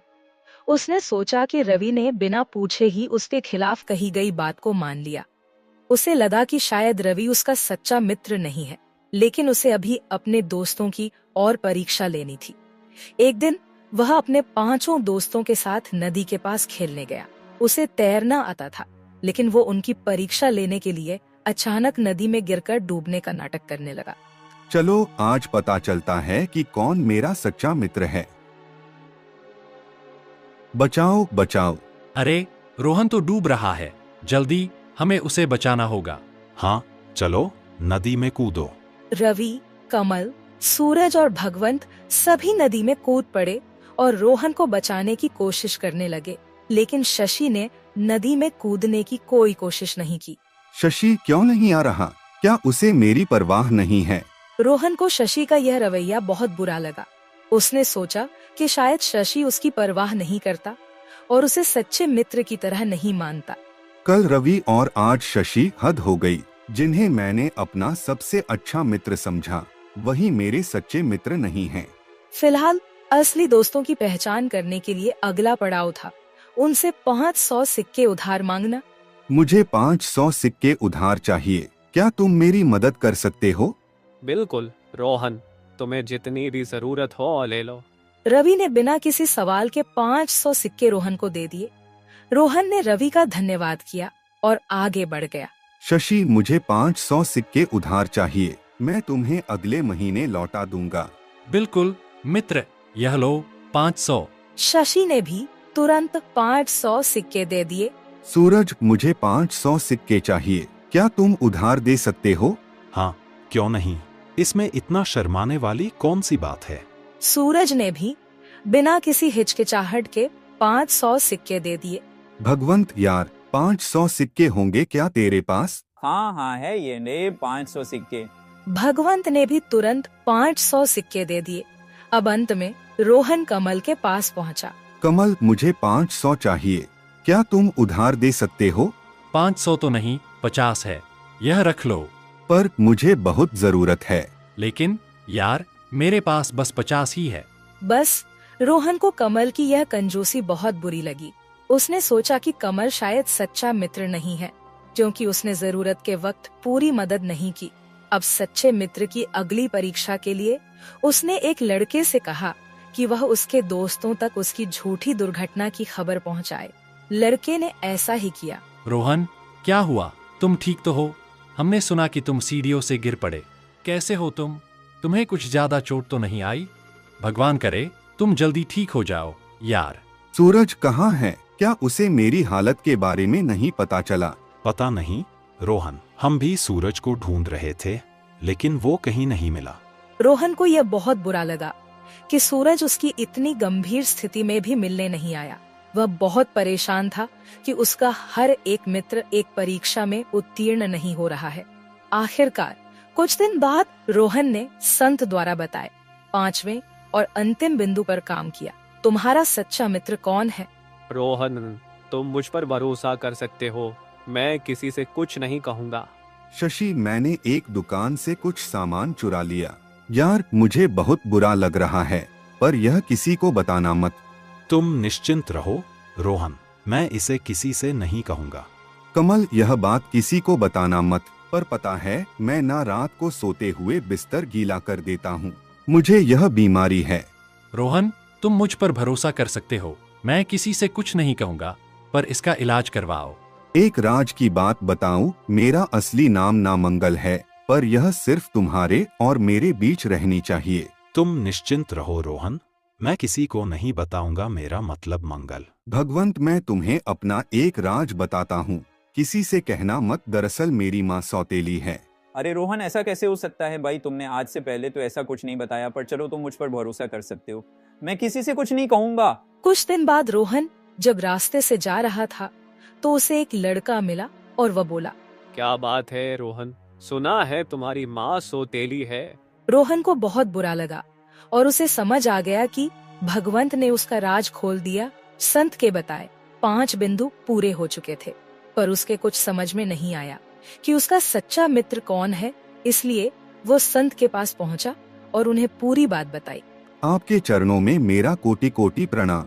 मैंने आपके बताए 5 बिंदुओं का पालन किया और अपने दोस्तों की परीक्षा ली, लेकिन हर एक परीक्षा में एक मित्र अनुत्तीर्ण हुआ। अब मैं कैसे पता लगाऊं कि मेरा सच्चा मित्र कौन है? कुछ समझ में नहीं आ रहा। संत कुछ बोल पाते उससे पहले ही रोहन के सभी मित्र वहां आ पहुँचे। हम बताते हैं कि सच्चा मित्र कौन है। अरे, तुम सब यहाँ कैसे? हमें लग ही रहा था कि कुछ गड़बड़ है, इसीलिए हमने तुम्हारा पीछा किया। अब हम तुम्हारे मन की सारी शंकाएं दूर कर देंगे। अब वो लोग बताना शुरू करते हैं। रोहन, जब उस लड़के ने बताया कि तुम अपने पिताजी के पैसे चुराते हो तो मैंने तुमसे आकर इसलिए नहीं पूछा क्योंकि मुझे यकीन है कि तुम ऐसा कर ही नहीं सकते, तो पूछकर तुम पर शक क्यों करूं? रोहन यह सुनकर शर्मिंदा हो गया। अब शशि ने रोहन से कहा, रोहन, मैं तुम्हें बचाने के लिए नदी में नहीं कूद पाया क्योंकि मुझे तैरना ही नहीं आता। अगर मैं कूदता तो हम दोनों ही डूब जाते। यार, मुझे माफ कर दो शशि, मुझे यह बात नहीं पता थी। मैंने बिना सोचे समझे तुम्हें गलत समझ लिया यार। इसके बाद कमल ने मोहन को अपनी स्थिति समझाई। रोहन, मैं तुम्हें 500 सिक्के नहीं दे सका क्योंकि मेरे पास सिर्फ 50 ही थे। यह सब अमीर हैं, पर मैं गरीब हूँ यार। इन्होंने अपनी संपत्ति का एक छोटा हिस्सा दिया, लेकिन मैंने तो अपनी पूरी पूंजी दे दी। अब मुझे माफ कर दो कमल, ये बात तो मुझे पता होनी चाहिए थी। और तभी इतने में सूरज बोला, रोहन, जब तुमने झूठी दुर्घटना वाली परीक्षा ली थी, उसी समय मैं एक सच्ची दुर्घटना का शिकार हुआ था। एक सांड ने मेरे पेट में सींग मार दिया। मैं कुछ दिन उठ नहीं पाया और इलाज के लिए मेरे माता पिता मुझे दूसरे गांव ले गए थे। हे भगवान, तुमने मुझे बाद में बताया क्यों नहीं? कोई बात नहीं रोहन, मैंने बस सोचा कि क्यों अपना दुख बताकर तुम्हारा दुख बढ़ाऊं। रोहन ने सूरज से माफी मांगी और तभी भगवंत एक लड़के को सामने लाया। रोहन, ये वही लड़का है जिसने तुम्हारा राज सुना था। मुझे माफ कर दो यार, मैंने भगवंत और तुम्हारी बातें गलती से सुन ली थीं। भगवंत ने मुझे कुछ नहीं बताया था। अपने हिस्से की सच्चाई बताकर रोहन के सभी मित्र अपनी नाराजगी जाहिर करने लगे। रोहन, क्या तुम्हें हम पर भरोसा नहीं था? तुमने हमारी मित्रता पर शक क्यों किया? क्या तुमने कभी सोचा कि हमारे पास भी अपनी अपनी समस्याएं हो सकती हैं? मैंने तैरना नहीं सीखा तो क्या मैं मित्रता के लायक नहीं हूँ? मैंने अपनी पूरी पूंजी तुम्हें दे दी, फिर भी तुम्हें मेरी नियत पर शक हुआ? वह मैं घायल था और दूसरे गांव में था, फिर भी तुमने मेरे बारे में गलत सोचा। तुम कुछ सकारात्मक भी सोच सकते थे। तुमने मेरे ऊपर भी शक किया, कम से कम पूछ तो लेते कि क्या मैंने वह बात बताई है। रोहन कुछ नहीं बोल पाया। उसकी आंखों में शर्मिंदगी और पछतावे के आंसू थे। देखो रोहन, ये सभी तुम्हारे सच्चे मित्र हैं।